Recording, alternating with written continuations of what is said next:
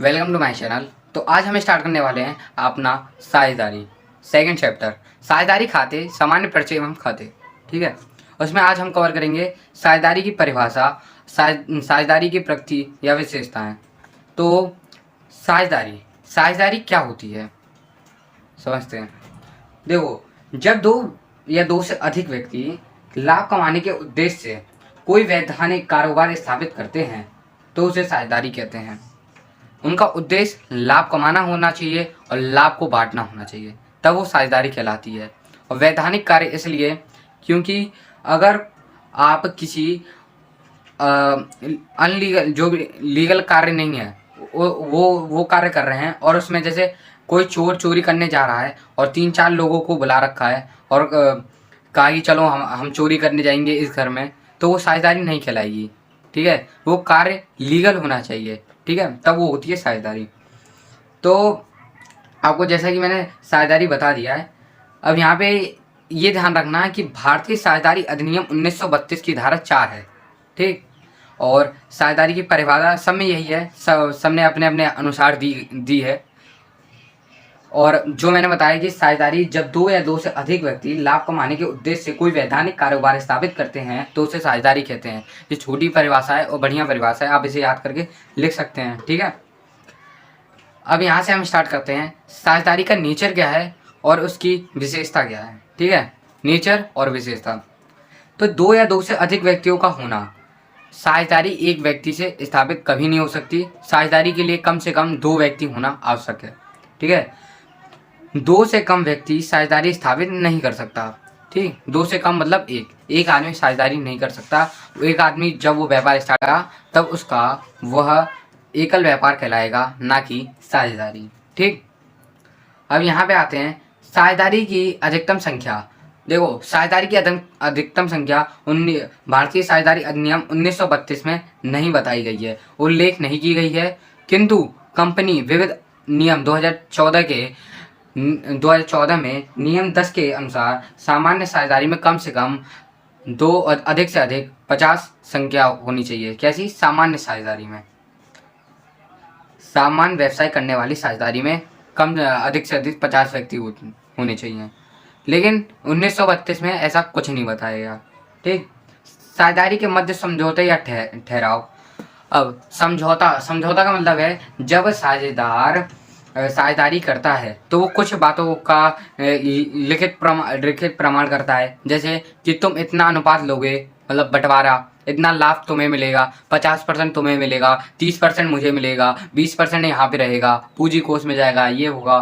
ठीक, तो जब ऐसा कुछ लिखवाते हैं और तुम्हें इतनी पूंजी लानी है, मैं इतनी पूंजी लाऊंगा, तो वो सब जो रहता है वह आपका साझेदारी समझौते में रहता है, क्योंकि वो कहीं लिखा रहता है, किसी पेज पे लिखा रहता है।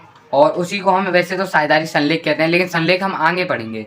इसमें जब भावी विवाद होते हैं कि मुझे इतना वो मिलेगा, मुझे इतना वो मिलेगा, तो उसका निपटारे के लिए साझेदारी समझौते के लिए एक एग्रीमेंट तैयार किया जाता है और उस एग्रीमेंट में लिखा जाता है कि तुम इतना भाग लोगे इसका प्रॉफिट का, और इतना मतलब पूंजी पे ब्याज लगेगा, आहरण पे ब्याज लगेगा, ईटीसी सब। ठीक है, और व्यवसाय, बिजनेस। अब जैसा कि मैंने बिजनेस बताया, बिजनेस कोई इलीगल नहीं होना चाहिए, बिजनेस आपका लीगल होना चाहिए। तो साझेदारी में व्यवसाय होना परम आवश्यक है, क्योंकि बिना व्यवसाय के साझेदारी होगी नहीं। और यह व्यवसाय वैधानिक होना चाहिए, जैसे मैंने कहा वैधानिक होना चाहिए। वैधानिक मैंने आपको बता ही दिया कि लीगल होना चाहिए, इलीगल नहीं होना चाहिए, और उसका उद्देश्य लाभ कमाना होना चाहिए। ठीक है, आपको दिख रहा होगा, हाँ, उसका उद्देश्य लाभ कमाना होना चाहिए, और लाभ कमा के और साझेदारों के मध्य उसका वितरण भी करना चाहिए। ठीक है, और साझेदारी में व्यवसाय का संचालन कोई एक व्यक्ति भी कर सकता है, जो पूरे साझेदारी में नियुक्त रहेगा, हाँ कि ये व्यक्ति करेगा, तो वो संचालन भी कर सकता है, और नहीं तो वो पूरे साझेदार भी मिलके कर सकते हैं। ठीक, और आगे आप पढ़ते हैं असीमित दायित्व। असीमित दायित्व में क्या आता है? तो सामान्य साझेदारी का दायित्व असीमित होता है, क्योंकि जब क्योंकि जब कोई साझेदारी में हानि होगी, घाटा होगा, तो दायित्वों के भुगतान में फर्म की संपत्ति कम होने पर साझेदारों की व्यक्तिगत संपत्ति का उपभोग किया जा सकता है। अगर संपत्ति नहीं हो रही दायित्व के बराबर, संपत्ति दायित्व की रकम संपत्ति की रकम बराबर नहीं हो रही, हानि हो रही है मतलब, तब आप उसको अपने घर से वो देना पड़ेगा। ठीक। साझेदारी का दोहरा रूप। दोहरा रूप क्या होता है? देखो, एक साझेदार व्यवसाय का स्वामी भी होता है और व्यवसाय का एजेंट भी होता है। समझ गए? यही कहते हैं साझेदार का दोहरा रूप। Double role of a partner. ठीक है। प्रिंसिपल और एजेंट दोनों होता है। अस्तित्व, स्टेटस क्या होता है? तो स्टेटस का मतलब ये बताना चाहता है कि साझेदार का साझेदार का उसके फर्म से कोई पृथक अस्तित्व नहीं होता। मतलब जब कोई व्यक्ति पागल हो जाएगा, कोई व्यक्ति दिवालिया हो जाएगा, मतलब साझेदार में कोई व्यक्ति दिवालिया हो जाएगा, कोई व्यक्ति पागल हो जाएगा, तो वहीं पे उसकी साझेदारी खत्म हो जाएगी। ठीक। ये बता रहा है कि फर्म का कोई पृथक अस्तित्व नहीं होता। मृत्यु, पागलपन, दिवालिया, फर्म में जो भी अगर मृत्यु हो गई, उसकी दिवालिया हो गया या पागल हो गया, तब उसका अस्तित्व मिट जाएगा। वैधानिक स्थिति, लीगल पोजीशन। ठीक है। साझेदारी की स्थापना अथवा अंत के लिए वैधानिक आवश्यकताओं की पूर्ति आवश्यक नहीं है। मतलब आप उसका पंजीयन करवा भी सकते हैं, नहीं करवा सकते हैं। अनिवार्य नहीं होता कि हाँ करवानी है, आपका मन है तो करवा भी सकते हैं और नहीं भी करवा सकते हैं। लेकिन साझेदारी अधिनियम के अनुसार फर्म का पंजीयन करवाने से बहुत सारी सरकारी सुविधाओं का लाभ होता है। ठीक है। कानूनी सुविधा प्राप्त होती है। हित का हस्तांतरण।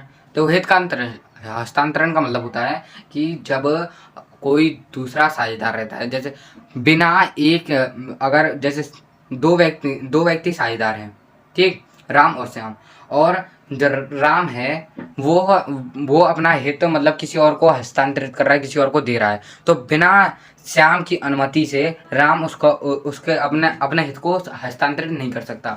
अगर श्याम नहीं चाहेगा कि कोई हमारे फर्म में दूसरा साझेदार आए, फर्म में कोई दूसरा साझेदार हमारे वो नहीं आए, मतलब जिसको ये हस्तांतरित कर रहा है, तो वो साझेदार नहीं बन सकता। ठीक। क्योंकि जो फर्म में सारे कार्य सारे साझेदारी के आज्ञा से ही होते हैं। ठीक है। निर्णय, डिसीजन क्या? डिसीजन जो अभी मैंने बताया कि साझेदारी सभी साझेदारी जो निर्णय करते हैं उसी के आधार पे फर्म चलता है। ठीक। ये बहुमतों के आधार पे नहीं चलता। ठीक है। अदर में आपकी वो आती है, इसमें केवल व्यक्ति ही साझेदार होते हैं। ठीक है। फर्म की व्यक्ति ही साझेदार होंगे ना, और कौन साझेदार हो? व्यक्ति साझेदार होते हैं। फर्म अथवा कंपनी साझेदार नहीं होती। जब फर्म और कंपनी साझेदार नहीं होती, व्यक्ति साझेदार होते हैं। ठीक है। ये बता रहा है जैसे कि कोका कोला कंपनी हो गई और ये स्प्राइट हो गई, ये साझेदार नहीं हो सकते, इसमें सिर्फ एक व्यक्ति हो सकता है।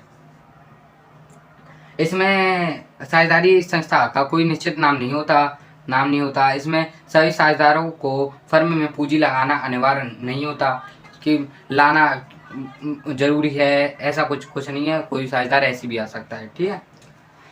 इसमें सभी साझेदारों को फर्म की लेखा पुस्तकों का निरीक्षण करने का वो होता है कि वो जो लिखा रहता है, इतना आना हुआ, इतना जाना हुआ, तो सारे साझेदार उसको देख सकते हैं और साझेदार का अधिकार है कि उसका नकल भी उतार सकते हैं। ठीक है।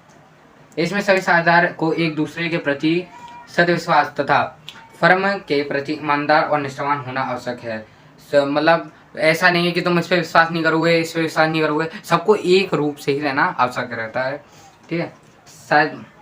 साझेदारी व्यापारिक कार्य जैसे वस्तुओं के निर्माण, क्रय विक्रय आदि संबंधित हो सकती है, अथवा सेवाओं प्रदान करने से संबंधित कार्यों के लिए हो सकती है। जैसे चार्टर्ड अकाउंटर की साझेदारी। चार्टर्ड अकाउंटर आपका वो रहता है जो आपकी वो देखता है, क्या बोलते हैं, ऑडिट करता है, ऑडिट फीस लेता है उसकी, सब आपका जनरल ओनर देखता है।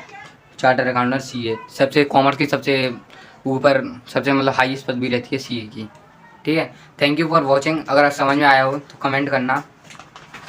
नमस्ते। आगे हम पढ़ेंगे साझेदारी संलेख क्या होता है और इसमें संलेख में क्या होता है, तो उसके लिए कुछ जानकारी मैं दे दूँगा आपको पहले कि साझेदारी संलेख में सब वो व्यवसाय स्टार्ट होगा, व्यवसाय का नाम क्या होगा, ETC, मतलब कौन कितना वो लेगा अनुपात जैसे।